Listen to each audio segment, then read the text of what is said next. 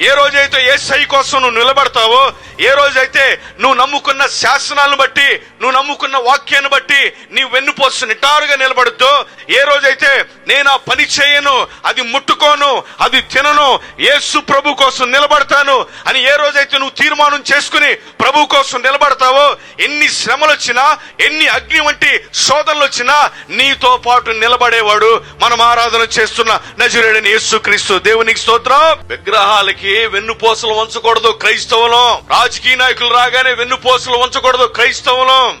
అధికారులు రాగానే వంగొంగి దండాలు పెట్టకూడదు క్రైస్తవులం.